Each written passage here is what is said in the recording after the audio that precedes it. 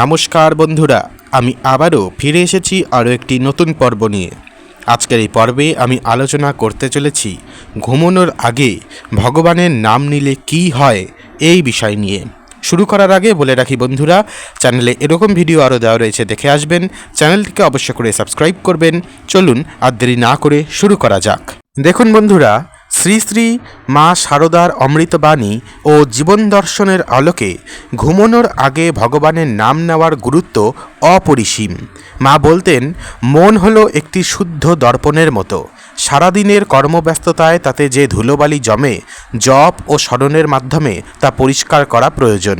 মা শারদার উপদেশ অনুযায়ী রাতে শোয়ার আগে ভগবানের নাম নিলে যে সুফলগুলো পাওয়া যায় তা হলো মনের শুদ্ধিকরণ ও শান্তি। মা বলতেন, মনটাই সব। সারাদিন আমরা জাগতিক নানা কাজ করি, যার ফলে মনে অনেক বিক্ষিপ্ত চিন্তা জমা হয়। ঘুমানোর আগে যদি ভগবানের নাম নেওয়া হয় তবে সেই অস্থিরতা প্রশমিত হয়। মা শিখিয়েছেন যে জপ করলে মনের ময়লা কেটে যায় এবং চিত্ত শুদ্ধ হয়। দ্বিতীয়ত, সারা রাত জপের ফল লাভ। শ্রীমা শারদার একটি অত্যন্ত গুরুত্বপূর্ণ শিক্ষা হল ঘুমের আগে জপ করতে করতে ঘুমানো। তিনি বলতেন, যদি কেউ নাম নিতে নিতে ঘুমিয়ে পড়ে তবে তার ঘুমের মধ্যেও অবচেতন মন সেই জপ চালিয়ে যায়।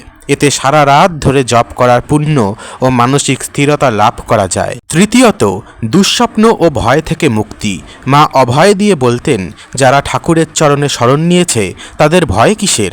রাতে ঘুমানোর আগে শ্রীরামকৃষ্ণ বা ইষ্টনাম স্মরণ করলে মনের সব ভয় ও উদ্বেগ দূর হয়। এতে গভীর ও প্রশান্তিদায়ক ঘুম হয়, যা পরদিন সকালে মনকে সতেজ রাখে। চতুর্থ, অন্তিম সময়ের প্রস্তুতি। মা শারদা আধ্যাত্মিক সাধনার ওপর জোর দিয়ে বলতেন যে অভ্যাসই মানুষকে গড়ে তোলে। ঘুমের সময়কে তিনি ক্ষুদ্র মৃত্যুর সাথে তুলনা করতেন। রাতে ভগবানের নাম নিয়ে ঘুমানোর অভ্যাস থাকলে জীবনের শেষ মুহূর্তগুলোতেও অবলীলায় ভগবানের নাম মুখে আসবে, যা মোক্ষ লাভের পথ প্রস্তুত করে। মায়ের কিছু অমূল্য উপদেশ। জপ করতে করতে যদি ঘুম এসে যায় তবে জপ ছাড়বে না। ঘুমের ঘোরেও জপ চললে জানবে বড় কৃপা হয়েছে।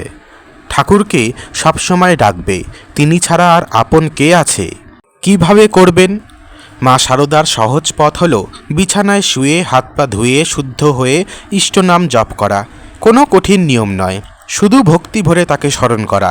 এতেই জীবনের সব ভার তিনি লাঘব করে দেন।